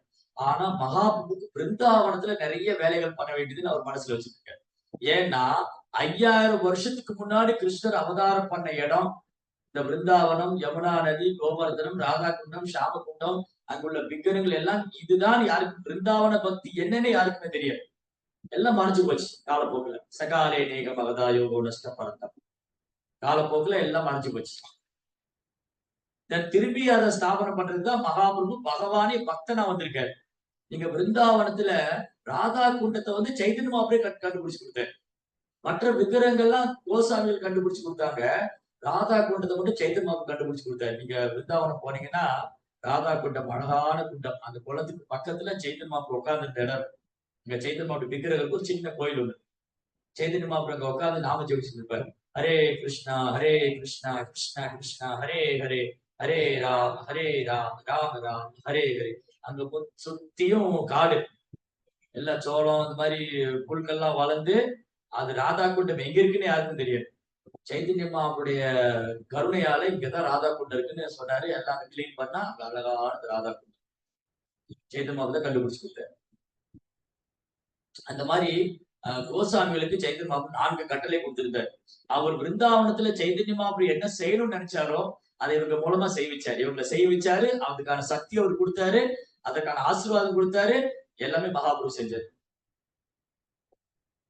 கோசாமிக்கு என்னென்ன சொல்லியிருந்தாரு சைத்தன்ய மாபு? என்னன்னு கிருஷ்ணருடைய அந்த பழமை வாய்ந்த கோயில்கள் விக்கிரகங்கள்லாம் கண்டுபிடிச்சு அதை புதுப்பிச்சு இந்த கோயில்கள் கட்டி எல்லாரும் வழிபாடு செய்யறது. பிருந்தாவனம் தாமம். அங்க எல்லாரும் வந்து வழிபட்டு பகவான் மேல அன்பு வளர்த்துக்கிறதுக்கு இந்த ஏற்பாடு செய்யணும். மறைந்து போன விக்கிரகங்களை கண்டுபிடிக்கணும். அதை ஸ்தாபனம் செஞ்சு பிரதிஷ்டை பண்ணி கோயில் அமைக்கணும். 2வது பக்தியினுடைய சயின்ஸ் சாஸ்திரம் சொன்னாரா, எல்லாம் சொல்லி எழுத சொன்னாரா? பக்தியினுடைய விஞ்ஞானத்தை சயின்ஸ் வந்து நீங்க எப்படி பக்தி தொண்டு பண்றது, எப்படி பக்தியில ஒரு பக்தர் பக்குவம் ஆகுறது, பக்தியினுடைய பல்வேறு நிலைகள் என்ன, இதெல்லாம் நீங்க வர்ணிக்கணும். அப்புறம் அதே மாதிரி முன்னுதாரணமா வாழ்ந்து காமிக்கணும். பிருந்தாவனத்துல கோசாமிகள் எப்படி வாழ்ந்தாங்க. எப்போ யார் பிருந்தாவனம் போயிட்டு வந்தாலும் மகாபிரபு கேட்பாரு, அங்க ரொம்ப கோசாமி என்ன பண்ணாரு, சனாதன் கோசாமி எப்படி இருக்காரு, அவங்க எப்படி வாழ்ந்துட்டு இருக்காங்க. இந்த வங்காளத்துல இருந்து பிருந்தாவன் யாத்திரை வர வைஷ்ணவர்கள்லாம் இவங்களுடைய தபஸ், இவங்களுடைய தப வாழ்க்கை, இவங்களுடைய துறவு, இவங்களுடைய பக்தியை கண்டு ஆச்சரியப்பட்டு பெருமிதம் அடைவாங்க. ஓ ரொம்ப கோசாமி எப்படி தவம் செய்யறாரு, இந்த மாதிரி பக்தி பண்றாரு, அவர் எந்த அளவுக்கு பகவான் மேல அன்பு வச்சிருக்காரு, எப்படி சைதன்ய மாப்பிள்ளை நினைச்சிட்டு இருக்காரு, இதெல்லாம் வந்து சொல்லுவாங்க. அவங்க எப்படி முன்னுதாரணமா இருக்காங்க, ஒரு ஸ்டாண்டர்ட். இப்படிதான் ஒரு வைஷ்ணவனா இப்படிதான் இருக்கணும். 1000 முறை நமஸ்காரம் பண்ணுவார் ரகுநாத் தாஸ் கோசாமி. நம்ம ஒரு தடவை கூட நமஸ்காரம் பண்ண மாட்டேங்கிறோம். ஒரு காலத்துல இஸ்கான் அந்த வழக்கு இருந்து வைஷ்ணவரை பார்த்தா நமஸ்காரம் பண்ணணும். அது போயிடுச்சு கொஞ்சம் கொஞ்சமா. அவருக்கு ரகுநாத் தாஸ் கோசாமி ஒரு வைணவரை பார்த்தா 1000 முறை அது பிருந்தாவன வைஷ்ணவர் நமஸ்காரம் பண்ணுவார். சனாதன் கோசாமி தினமும் கோவர்த்தன மலை சுற்றி பரிக்கிரமா வருவார், கிரிவலம் வருவார். இந்த மாதிரிதான் அவங்க வாழ்க்கை. ஒரு நாள் ஒரு மரத்துக்கடியில, இன்னொரு நாள் இன்னொரு மரத்துக்கடியில, ஒரு நாள் 2 ரொட்டி, ஒரு டம்ளர் பால், சில நாள் அதுவும் கிடையாது. எல்லாம் அப்படியே அந்த மாதிரி பக்தி பண்றாங்க அவங்க. நமக்கு எல்லாமே இருக்கு, ஆனா பக்தி மட்டும்தான் இல்லை. அவங்ககிட்ட எதுவுமே தேவையில்லை, அவங்களுக்கு பக்தி மட்டுமே போதும். ரைட்? பக்தி மட்டுமே போதும், பகவான் மேல அன்பு மட்டும் போதும். அப்போ இந்த மாதிரி பகவான் லீலை பண்ண இடங்கள்லாம் கண்டுபிடிக்கணும்.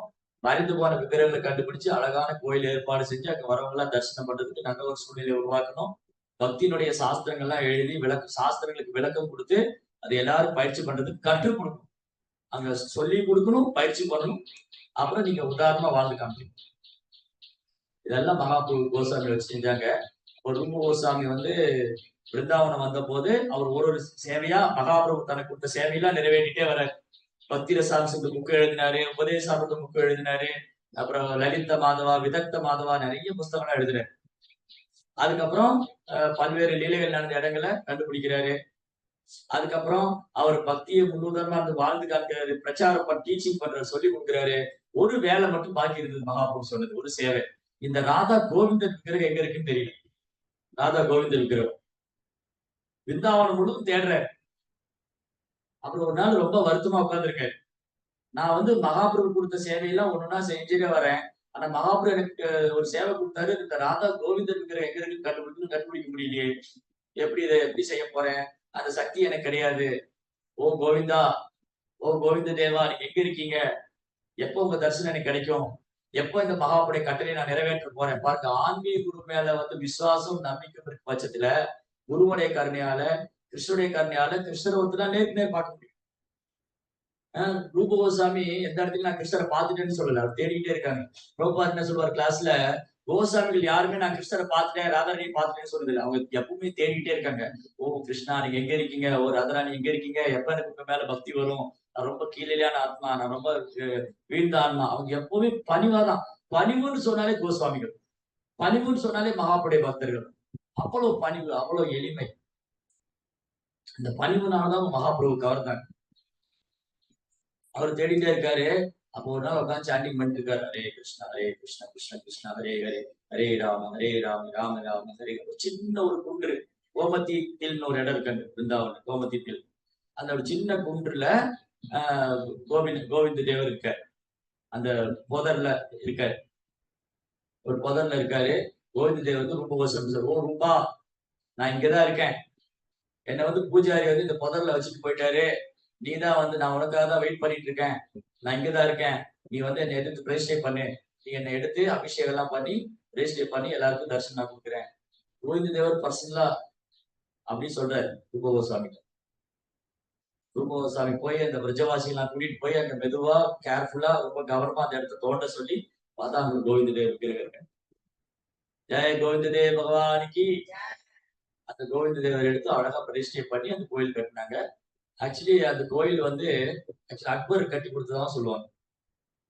ஏன்னா அக்பருக்கு வந்து அவுரங்கசீப் மாதிரி வந்து ரொம்ப பொறாமையெல்லாம் கிடையாது. அக்பர் வந்து எல்லா சமயத்தையும் ஆராய்ந்து எடுத்துக்கிட்டாரு. ஒரு மார்க்கம் என்னென்ன சொல்லுது, எப்படி இறைவனை அவங்க உணர முயற்சி பண்றாங்க. தீன் லாகின்னு ஒரு இதை எழுதினார், ஒரு ஒரு தியரியை எழுதினார். எல்லா மார்க்கத்தையும் எடுத்து அதுல இருந்து ஒரு தத்துவத்தை வந்து அவரு புரிஞ்சுக்க முயற்சி பண்ணார். அது மாதிரி அவர் ஒரு பகவானை ஆசீர்வதிக்கப்பட்டவராக இருந்திருக்காரு. அவர் வந்து ரகுநாத பட்டர், அவர்கிட்ட ரகுநாத பட்டர் அப்போ வந்திருந்தப்போ ரகுநாத பட்டர் கோஸ்வாமி அவர் அக்பருக்கு அறிவுரை சொல்லி அவங்க வந்து அந்த பெரிய கோயில் கட்டி, அவருடைய இன்ஸ்ட்ரக்ஷன்.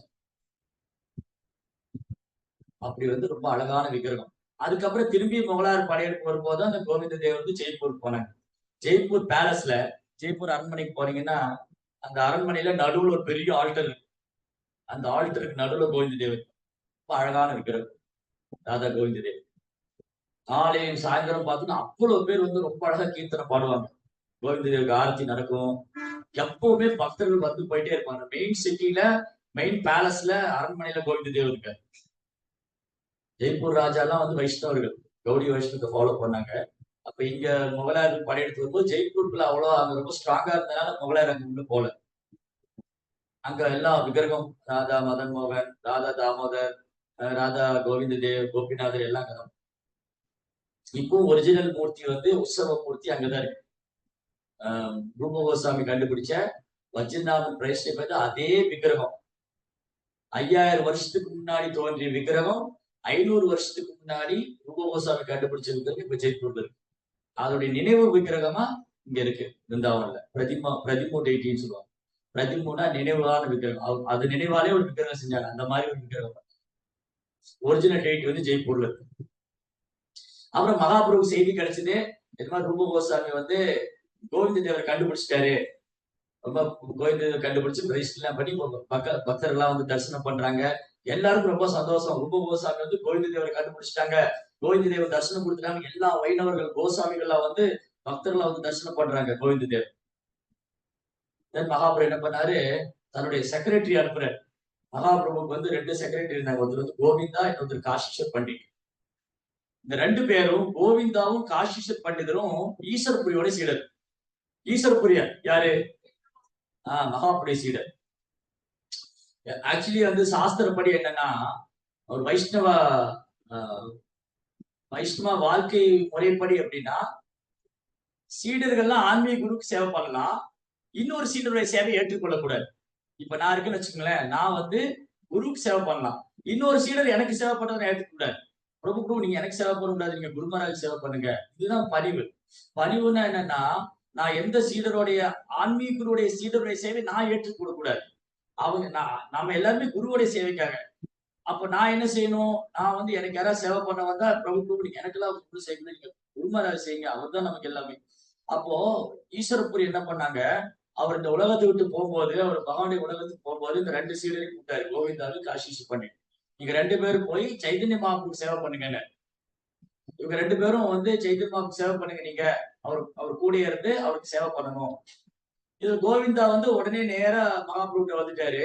ஈஸ்வர காஷீஸ்வர் பண்டிதர் வந்து கொஞ்சம் யாத்திரையெல்லாம் போயிட்டு வந்தாரு. இந்த 2 பேரையும் சைதன்ய மகாபிரபு ஏத்துக்க மாட்டேங்கிறாரு. இவங்க 2 பேரும் என் ஆன்மீக குருவுடைய சீடர்கள். அப்ப எனக்கு ஆன்மீக சகோதரர். இந்த கோவிந்தாவும் காஷீஸ்வர் பண்டிதரும் எனது ஆன்மீக குருவுடைய சீடர்கள். அவங்க சேவை எப்படி நான் ஏத்துக்க முடியும்?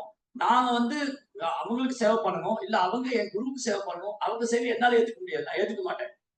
அவர் ஏத்துக்க மாட்டேங்கிறாரு. தென் சர்வம் பட்டாச்சாரி எல்லாம் சொல்றாங்க. இவங்க போக மாட்டேங்கிறாங்க. மகாபுரு பாதத்திலே உட்கார்ந்துருக்காங்க. நாங்க போக மாட்டோம். என் குருவுடைய கட்டளை. எங்க குரு மகாராஜ் சொன்னாரு, உங்களுக்கு சேவை பண்ண சொன்னாரு. நாங்க போக மாட்டேன். அதுக்கப்புறம் சர்வம் பட்டாச்சாரியா, ராமானந்தரா எல்லாம் சொல்றாங்க, மகாபிரபு உங்க குருவுடைய கட்டளை. உங்க குரு மகாராஜ் சொல்லியிருக்காரு, அவங்க உங்களுக்கு சேவை பண்ணாங்க. அப்ப அவங்க குருவுடைய கட்டளை அவங்க நிறைவேற்றித்தான் ஆகணும். அவங்க குரு மகாராஜ்ல சொல்லி அமைச்சிருக்காங்க. நீங்க போய் மகாபிரபுக்கு சேவை பண்ணுங்கன்னு. அப்ப எப்படி நீங்க அதை நிராகரிக்க முடியும்? ஏன்னா உங்க குரு அதை விரும்புறாரு. உங்க குரு மகாராஜ் சொல்லியிருக்காரு, அவங்க 2 பேரும் உங்களுக்கு சேவை பண்ண சொல்லி. அப்ப நீங்க நிராகரிச்சீங்கன்னா, நீங்க ஏத்துக்கலைன்னா, அவங்க குரு அபராதம் பண்ணிடுவாங்க. ஏன்னா அவங்கனால குருவுடைய கட்டளை நிறைவேற்ற முடியாம போகும். தயவு செய்து அவங்களை ஏத்துக்குங்க. அப்புறம் எல்லா வைஷ்ணவரும் சொன்ன உடனே மாப்பிள்ளை ஏத்துக்குவார். ஓகே, கோவிந்தாவை தன் செக்ரட்டரியா வச்சுக்குவாரு, காசிஸ்வரையும் கூட வச்சுக்குவாரு. இந்த கோவிந்த தேவர் விக்கிரகம் கண்டுபிடிச்சுதான் தெரிஞ்ச உடனே காசிஷத் பண்டிதர் கூப்பிட்டு மகாபிரபு சொல்ல, நீங்க பிருந்தாவனம் போங்க. நீங்க பிருந்தாவன்ல போய் கோவிந்த தேவருக்கு சேவை பண்ணுங்க. அவரா போக மாட்டேன்னு அழறு. யாருக்கு மகாபுடைய சங்கத்தை விட்டு போக மனசு வரும்? சைதன்ய மகாபுரம் பிரியறதுக்கு யாருக்குமே மனசு வராது. எல்லாரும் மகாபுடைய சங்கத்துக்கு இருக்குன்னு ஆசைப்படுவாங்க. காசிஸ்வர் அழறாரு, மகாபுரம் நான் போக மாட்டேன். மகாபுரம் என்ன பண்ணாருன்னா, தன்னை போல ஒரு விக்கிரம் கொடுக்கிறேன். கௌரங்கர், கௌர் கோவிந்தர். அந்த கோயில்ல வந்து கௌரங்கர் விக்கிரம் இருக்கும். கையை உயர்த்துற மாதிரி சைத்தன்ய மகாபுரம் விக்கிரம். மகாபிரபு சொன்னாரு காசிஸ்வர்ட்ட, இந்த விக்கிரகத்தை நீங்க எடுத்துக்கோங்க. எனக்கு இந்த விக்கிரகத்துக்கு எந்த வித்தியாசம் கிடையாது. நீங்க போய் அங்க வச்சு வர்ஷிப் பண்ணிக்க, கூட வச்சுக்கோங்க. கோவிந்தர் பக்கத்துலயே வச்சுட்டு நீங்க கோவிந்தருக்கு பூஜாரியா இருங்க. இந்த என்னையும் நீங்க வர்ஷிப் பண்ணி வழிபடுங்க. இப்படி நீங்க சந்தோஷமா இருக்கலாம். அந்த விக்கிரகம் இப்ப ஜெய்ப்பூர்ல இருக்கு. மகாபிரபுடைய விக்கிரகம். கௌர் கோவிந்தா. கௌரங்கர் கோவிந்தர் தான் கௌர் கோவிந்தா. சோ கோவிந்த தேவர் இருக்காரு, கௌரங்கர் இருக்காரு. அந்த கோயில்ல இங்க போனா, ஜெய்ப்பூர்ல போனா ராதா கோவிந்த தேவர் கோயில்ல ராதா கோவிந்த தேவர் இருப்பாரு. கீழே வந்து சைத்தன்ய மகாபிரபு 2 கையை உயர்த்திருப்பாரு. ஸ்ரீ கௌரங்க மகாபிரபுக்கு இதெல்லாம் அன்பு பரிமாற்றம். இவ்வளவு பாருங்க, ஆச்சாரியருக்குள்ள எவ்வளவு அன்பு பரிமாற்றம், எவ்வளவு பணிவு, எவ்வளவு எளிமை, எவ்வளவு தன்னடக்கம். இதுதான் பகவானுக்கு அவரு. இதுதான் பகவானுக்கு அவரு. ரூப கோஸ்வாமி வந்து காசிஸ்வர் பண்டிதர் வந்த உடனே அவருக்கு சேவையெல்லாம் கொடுத்து அவர் இந்த விக்கிரகத்தை ஆராதனை பண்ணிட்டு ரூப கோஸ்வாமி எழுத்துக்கள்லாம் சைத்தன்ய சரிதாமிரத்துல இருக்கு. முத்துக்கள் கோக்கப்பட்ட மாதிரி இருக்கு. முத்து முத்தா எழுத்துக்கள் இருக்கு. அப்படி அழகா இருக்கு. அந்த கிரந்தங்கள் அவர் எழுதின எழுத்துக்கள் எல்லாமே வந்து சாதாரண புஸ்தகம் அல்ல. அந்த புத்தகத்தை ஒருத்தர் தொட்டாலே ஒரு கிருஷ்ணன் மேல அன்பு ஒரு பிரேமம் ஒரு கல்லுல தம்பி கல்வி வரும். அவ்வளவு அது வந்து கிரந்த ராஜ்னு சொல்லுவாங்க. கிரந்த ராஜ்னா கிரந்தங்களின் ராஜா. அப்ப ரூப கோஸ்வாமி எழுத்துக்கள்லாம் வந்து சாதாரணமான எழுத்துக்கள் அல்ல. ஸ்ரீ சைதன்ய மகாபிரபு மனதிலிருந்து எழுத வைக்கிறார் அவரு. சைதன்ய மகாபிரபு எழுத வைக்கிறார். ரூப கோஸ்வாமி அங்க உட்கார்ந்து பிருந்தாவன்ல தேர் கடம்பான்னு ஒரு இடம் இருக்கு.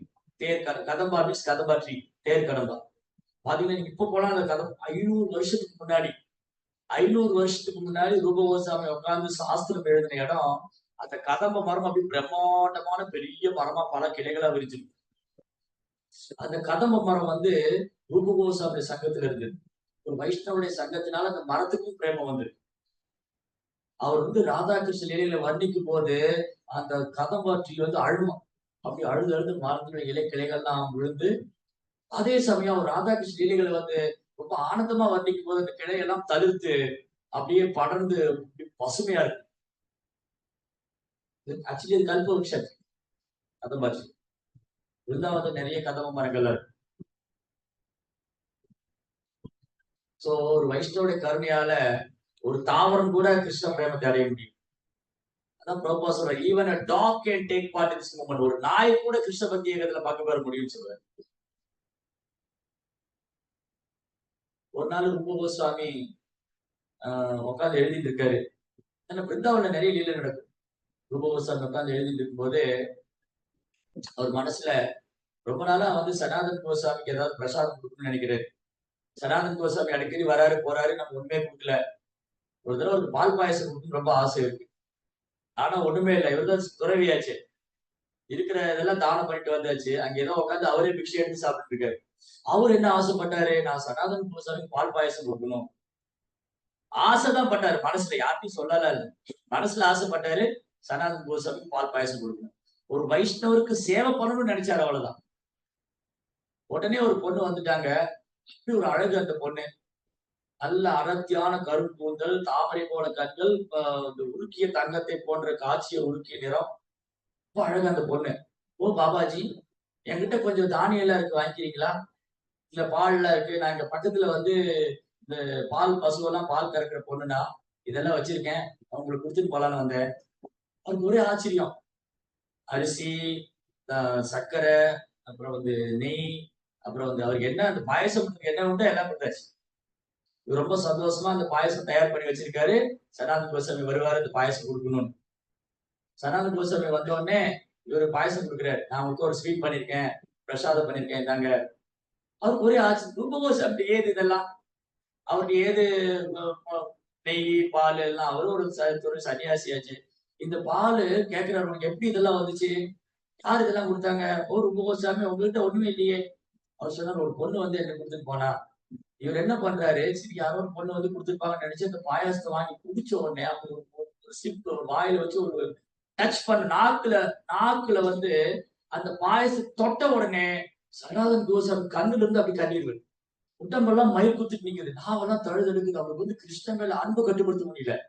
சனாதன் யோசிக்கிறார், என்ன பாயாசம் இது, எப்படி இது? நம்ம கூட பாயசம் வைப்போம், அன்னைக்கு சொன்னேன் இல்லையா பாயசம் வைக்கிறத பத்தி. பாயசம் வைக்கிறதுல 3 நிலை இருக்கு. ஒரு தடவை பாயசம் கொடுத்தோடனே போதும் வேண்டாட்டாங்கன்னா அந்த பாயசம் அவ்வளவுதான் முடிஞ்சதுன்னு அர்த்தம். அந்த பாயசத்தை இன்னொரு தடவை கொடுங்கன்னு கேட்டா டேஸ்டா இருக்குன்னு அர்த்தம். பாயசமே வேண்டாம் ரைட்டு, அது முடிஞ்சதுன்னு அர்த்தம்.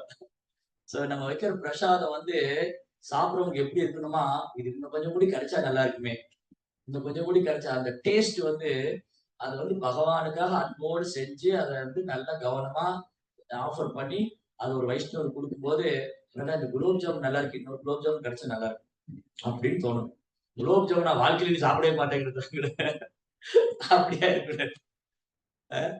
சோ இங்க சனாதன் கோஸ்வாமி அந்த பாயசத்தை சாப்பிட்ட உடனே அவர் கண்ணெல்லாம் நிறைஞ்சு போச்சு, கண்ணீர் எல்லாம் வருது. இப்படி நாவெல்லாம் அவர் அறியாமே அவர் வந்து கிருஷ்ணநாமத்தை சொல்ல ஆரம்பிச்சிட்டாரு. ரூபா, உனக்கு எங்க இதெல்லாம் யாருக்கு வந்து கொடுத்தா, எப்படி இதெல்லாம் கிடைச்சது? அப்ப அவர் சொல்றாரு, அந்த பொண்ணு வந்து, அந்த பொண்ணை பற்றி நீ சொல்லு, அந்த பொண்ணு எப்படி இருந்தா? அந்த பெண்ணை பற்றி வர்ணிக்கும் போது, ஒரு சின்ன பொண்ணு ஒரு 8-9 வயசு இருக்கும், அந்த பெண்ணை பற்றி வர்ணிக்கும் போது சனாதன் புரிஞ்சுக்கிட்டாரு ராதாராணி. ஏன்னா உருக்கிய நிறம், தங்கத்தை தப்த காஞ்சன கௌரங்கி, தங்கத்தை உருக்கி காய்ச்சிய நிறம், அழகான கரும் கூந்தல், தாமரை போல கண்கள், இதெல்லாம் சொன்ன உடனே, ஏ ரூபா, உனக்கு புரியல யாரு வந்தான்னு? அது ராதாராணி. ராதாராணி வந்திருக்காங்க. அப்ப நீ என்ன பண்ண, என்ன நினைச்ச, நீ என்ன நினைச்ச? ரூபகோஸ்வாமி சொன்னாரு, சனாதனா, நான் வந்து உனக்கு பால் பாயசம் ரொம்ப நாளா கொடுக்கணும்னு ஆசைப்பட்டே இருந்தேன். அந்த ஆசைய எப்படி நிறைவேற்றுன்னு நினைச்சிட்டு இருந்தேன். பாத்தியா, நம்ம ராதாராணிக்கு சேவை பண்ணுமா, ராதாராணி நமக்கு சேவை பண்ணுமா? இனிமே இந்த மாதிரி நினைக்காதீங்க, இனிமே இந்த மாதிரி நினைக்காதீங்க. நாம தான் ராதாராணிக்கு சேவை பண்ணணும். இப்ப பாருங்க, ராதாராணி நமக்கு சேவை பண்ணிட்டு போயிருக்காங்க. பாத்தீங்களா, ஒரு தூய பக்தருக்கு பகவான் வந்து ராதாராணி வந்து சேவை பண்றாரு. ரூபகோஸ்வாமி நினைச்சிட்டாரு, அவர் பாயசம் சாப்பிடணும்னு நினைக்கல. ஐயோ எனக்கு ஒரு டம்ளர் பாயசம் குடிச்சாரு, அவர் சனாதன் கொடுக்கணும்னு நினைச்சாரு இல்லையா, சனாதன் கொடுக்கணும்னு நினைச்சாரு. அதனால ராதாராணியும் வந்துட்டாங்க. சொல்லி இனிமே இந்த மாதிரி நினைக்காதீங்க, நம்ம ராதாராணிக்கு சேவை வைக்க கூடாது, நாம ராதாராணிக்கு சேவை. இன்னொரு நாள் அப்படியே உட்கார்ந்து ஒரு கவிதை எழுதிட்டு இருக்காரு. கவிதை எழுதிட்டு இருக்கும் போது சனாதன் வந்தாரு. சனாதன் வந்து, ரூபகோஸ்வாமி நீங்க என்ன எழுதுறீங்க? அவர் எழுதிட்டு இருக்காரு, கோபிகளுடைய கூந்தல் வந்து கருநாகம் மாதிரி இருக்கு, பின்னிய கூந்தல் கருநீர நாகம். அது சினிமா பாட்டுல எழுதிட்டாங்க. ஆக்சுவலி அது வந்து ராதாராணியோட கூந்தல் தான். அப்படி கோபியுடைய கூந்தல் வந்து கருநாக மாதிரி இருக்குனாரு. இது சனாதனால ஏத்துக்க முடியல. அது எப்படி? நீங்க என்ன கோபியுடைய கூந்தல போய் கருநாகத்துக்கு ஒப்பிடுறீங்க? அது என்னால ஏத்துக்க முடியாதுன்னாரு. ரூபகோசரம் எழுதிட்டாரு. அப்ப எழுதியிருக்காரு அந்த சாங்ல, அந்த பாட்டுல எழுதியிருக்காரு. சனாதனுக்கு அதுல அவ்வளவா உடன்பாடு இல்ல. அது எப்படி கோபிகளுடைய கூந்தல் கருநாகமா இருக்க முடியும்? அது என்னமோ அவ்வளவுக்கு மனசுல ஏத்துக்க முடியல. அப்படி வந்துட்டு இருந்தாரு. யமுனா நதிக்கரையில சில கோபிகள், சில பெண்கள்லாம் குளிச்சிட்டு இருக்காங்க யமுனை நதியில. அப்படி யமுனையில குளிக்கும் போது அவர் பார்க்கிறாரு ஏதோ கருநிற பாம்பு படம் எடுக்கிற மாதிரி. கரும்பாம்பு, கருநாகம் வந்து படம் எடுத்த மாதிரி சனாதன் சொல்றாரு, "ஓ மாதாஜி, மாதாஜி போங்க எல்லாம் அந்த பக்கம் போங்க. பாம்பு, பாம்பு, பாம்புங்கிறாரு." இவங்க எல்லாம் சிரிக்கிறாங்க. ஏன்னா அது ராதாராணி கூந்தல். அவங்க ராதாராணி கூந்தல பார்த்துட்டு கருநாகம் மாதிரி படம் எடுக்குன்னு நினைச்சிட்டாரு. சனாதன் புரிஞ்சுக்கிட்டாரு. இது ரூப கோஸ்வாமி சொன்னது கரெக்ட். இததான் ராதாராணி காமிச்சு கொடுத்திருக்காங்க. அவர் எழுதுனது சரிதான். என் கூந்தல் கருநிற நாகம் மாதிரி தான் இருக்கும். பாருங்க ஒரு தூய பக்தர் இதயத்துல எப்படி வருது? சைதன்ய மாமுனி கருணையால வருது. கிருஷ்ண பிரேமங்கிறது மகாபுடைய கருணையால தான் கிடைக்கும்.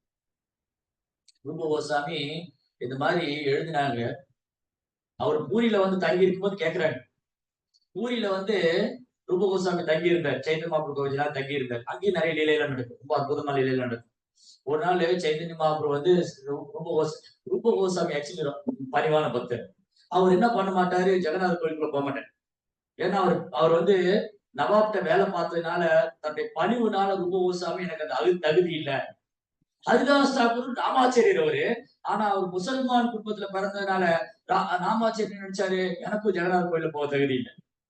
அப்போ ஹரிதாஸ் தாக்கூர், ரூப கோஸ்வாமி, சனாதன் கோஸ்வாமி இவங்க எப்போ ஹரிதாஸ் தாக்கூர் பூரியிலே தங்கியிருக்காரு. சனாதன் கோஸ்வாமியும் ரூப கோஸ்வாமி அடிக்கடி பிருந்தாவனம் வந்து பிருந்தாவனத்துல இருந்து மகாபுருடைய சங்கம் எடுக்கிறதுக்காக பூரிக்கு வருவதுண்டு. அப்படி வந்த பொழுது ரூப கோஸ்வாமி ஜெகநாத கோயிலுக்கு போகல. ஹரிதாசனுடைய பஜன் குடியில தங்கியிருக்காரு. சின்ன பகுலான இடம் பூரியில. அங்க தங்கியிருக்காரு. மகாபிரபு வந்து அடிக்கடி இவங்களுக்கு பாருங்க, எந்த ஜெகநாதரை வந்து இவங்க கோயில்ல போய் பார்க்கலையோ அந்த ஜெகநாதன் மகாபுருடைய ரூபத்துல தன் பிரசாதத்தை எடுத்துட்டு வர. அப்ப எப்பேற்பட்ட பக்தர்களா இருக்கணும். இவங்க கோயிலுடைய சட்ட திட்டத்தை ஃபாலோ பண்ண அவங்க கோயிலுக்குள்ள போல. அந்த ஜெகநாதரே மகாபிரபு ரூபத்துல வர. செய் கௌர், செய் கிருஷ்ண, செய் ஜெகநாத். சைதன்ய மகாபிரபு யாரு? அவரு வாசுதேவ் கோஷ் பாடுறாரு. ரொம்ப அழகான பாட்டு. வாசுதேவ் கோஷ் வந்து 2 கையும் உயர்த்தி சொல்றாரா. வாசுதேவ் கோஷ் போல ஜோடே போட ஹாத். ஹாத்னா கை.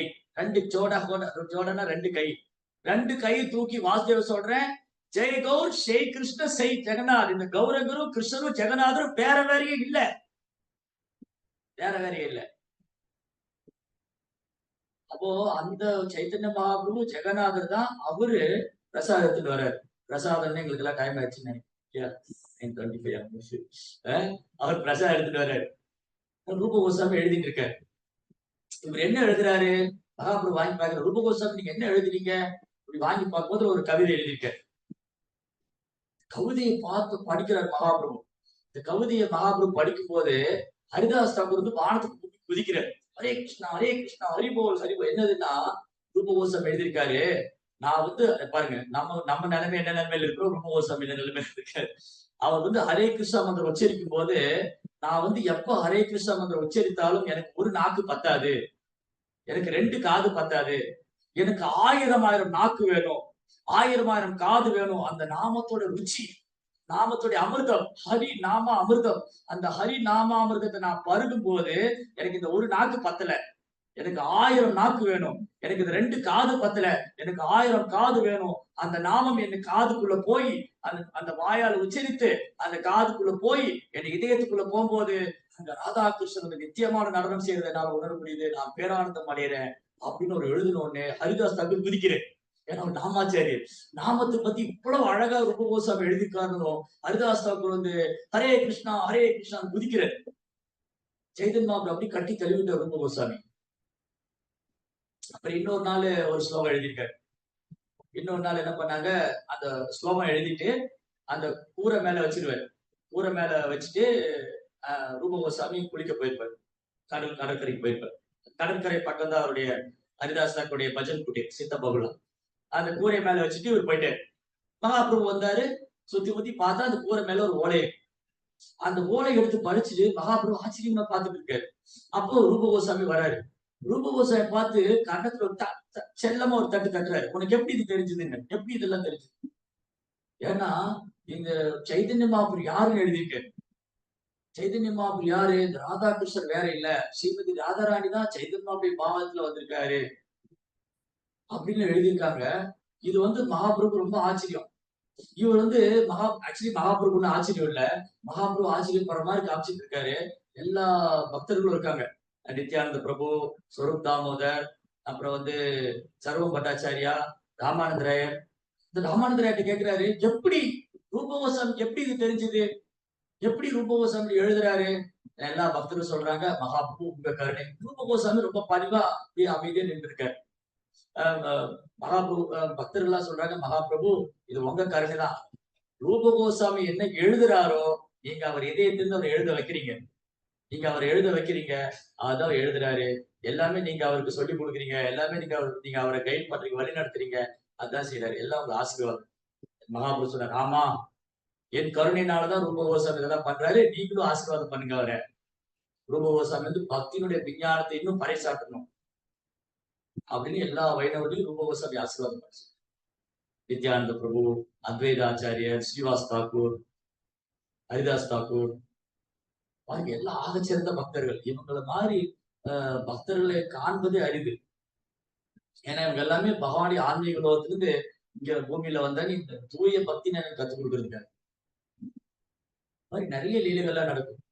அதான் வைஷ்ணவ ஆச்சாரிய லீலைகளை வந்து அப்படியெல்லாம் உட்காந்து கொஞ்ச நேரம் சொல்லி முடிச்சிட முடியாது. ஏதோ இந்த புத்தி கட்டினவாறு சொல்லலாம் அவ்வளவுதான். ஏதோ கொஞ்சம் தெரிஞ்சது, கேட்டது, படிச்சது சொல்லாங்க தவிர அது எல்லையற்றது. எல்லையற்றது.